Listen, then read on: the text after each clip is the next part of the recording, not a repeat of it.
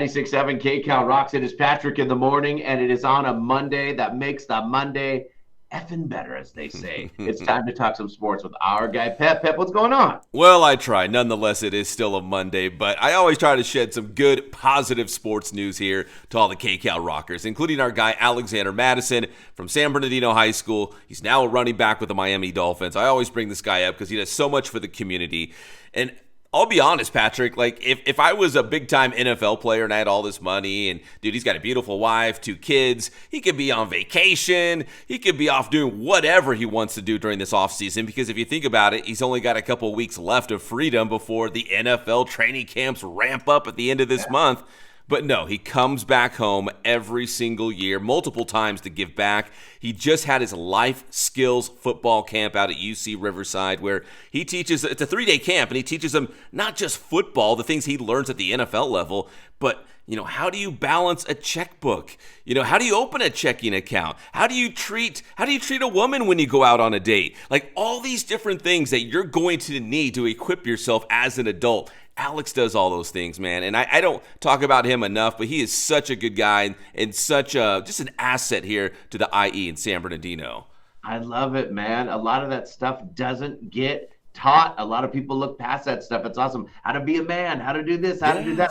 I love how there's a couple of great IE kids on the Dolphins, too. Jalen Phillips, and then Alexander Mattison. They got some quality dudes on that team. Yeah, listen, I'm a 49ers guy through and through, bang, bang, Niner gang. But if I could have an AFC team, I don't know if you're allowed to do that. If I could have an AFC team, it would have to be Miami for this upcoming year, just because I'm a big fan of both those guys. So. Yes. All right, let's talk some baseball. A lot going on with the Angels. And first, I just want to start with the game last night. Now, the Angels had a chance to go over 500 on the season, which is a big deal for the Halos, right? Because they're actually winning some baseball games right now. But they lost 7-4 to the Washington Nationals in painful fashion. They lost 7-4 in 11 innings, but they could have won it in the 9th. But Dodger fans feel me on this one. Kenley Jansen of the Halos blew the save in the 9th inning. So the Angels almost got over the 500 mark. Oh, my goodness, it stings. And you know what? Even Dodger fans, like you said, can be like, we've been there. Yeah, I feel that. Yep. Yep, been there a couple times. So Kenley Jansen blew it. The Angels lost in extra innings. They did not get over the 500 mark. But also a weird stat from that game. James Woods of the Washington Nationals. If you've never heard of him, you're not the only person, but he's having a great year for the Nationals. He was intentionally walked 4 times in that game. He's only the 6th player in Major League Baseball history to be walked intentionally 4 times in one game, and the last guy that has done that was Barry Bonds, and that was like 20 years ago, so it rarely happens. I mean, I was just going to say, Pep and I know that as the Barry Bonds treatment. Aaron Judge is getting a little bit of this sometimes as well, where they're so hot and they're so good, just put them on the bags.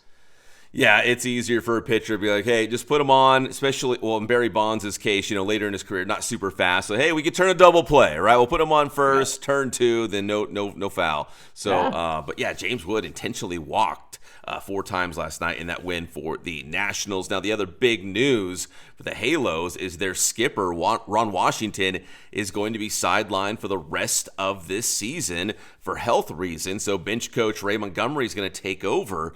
And for the Angels, right when they seem to be putting it together and starting winning games, and they're on the cusp of a wild card playoff spot, they get sucker punched with this news that Ron Washington, who really has won everywhere he's been, is not going to be there to lead them for this season. Right. It kind of sucks because I really like Ron Washington. He's very open book. He's very understanding dude. He's also hardcore on the fundamentals, and it seems like is finally getting through to the Angels, and then this happens. Yeah, especially we've talked about this all the time. Yes, the Angels have Mike Trout, but around Mike Trout, they've got a lot of young guys who, basics and fundamentals are probably still in play with some of these guys. And Ron Washington was real big on those things. So we'll see if the Halos can keep this going. Maybe it's going to be a battle cry for them, something to motivate them for the rest of the year. Win it for Ron, so we'll see. But the Angels are having pretty good season. Just a painful loss last night, and then painful news that Ron Washington is going to be out. All right, and let's talk some NBA as well, Patrick. Not painful news for LeBron because he's going to make a lot more money, but I don't know if Laker fans are overjoyed by this or they want the rebuild to start around Luka. I'm not sure, but the big news over the weekend was LeBron James has opted in his player option. He had another year on his contract if he wanted to. Well, he wants to, and he's going to run it back with the Lakers at the tune of $52.6 million. So I don't know if this means he's hijacking the team for another season or if the Lakers actually think they can win the championship next year with LeBron at, 40 years old right now. I think that's what Laker fans are uneasy about, is they feel like he's been le GM and running the team and forcing the Lakers to do this and to do that. Well, with this new ownership, I kind of think that's over with.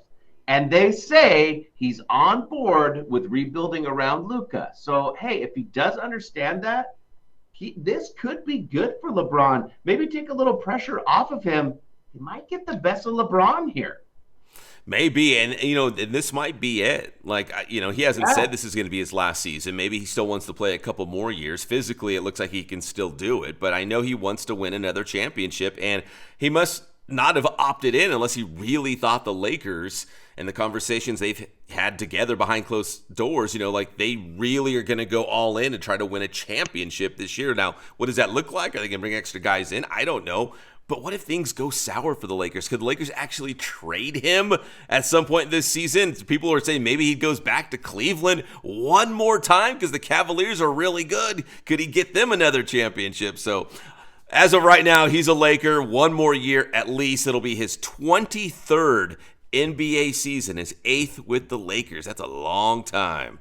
Yeah, I think we're just so used to having him in the NBA, it's hard to know when it's over. Yeah, Tom Brady, think of some of the all-time greats, man. Like, when do you know it's time to walk away? In the back of my mind, I still think, hey, does he still want to play? Could he still roll out there and still, throw the football a little bit? So, I don't know, just holding on to it. And the other big NBA news, James Harden will stay with the Clippers 2 years, $81.5 million. So, the Clippers still think, I guess, James Harden and Kawhi Leonard, the pride of King High School in Riverside, I guess they think they still might be the answer, that this tandem can get the job done. That might be an even bigger surprise. Yeah. I think we thought it was over for sure. Not the case. No, listen, James Harden is still one of the, I'll say, better players in the NBA. I don't know if he's one of the elite players like he used to be. He can certainly still score, but I don't know if, a Kawhi Leonard and James Harden, team, as they get a little bit older, are going to compete with all these teams in the West now. OKC's your champions. Denver's still going to be good. Minnesota's on the up. Houston's on the up. Now they got Kevin Durant now. Like, the West is just tougher and tougher and tougher. And at some point, the Clippers and the Lakers are going to have to say, okay, what is our team going to look like going forward as our aging superstars kind of age out, right? Yeah, it's like they say, we're all going to get the call eventually. Sometimes it's sooner, sometimes it's later. We kind of have that scenario playing out with both our LA teams. Man, always good stuff from our guy, Pep. Tell me how to get your stuff. Get my stuff anytime, 24/7 at Inland Sports, X, Instagram, Facebook. We're also on YouTube. You can just search Inland Sports. Thanks, Pep.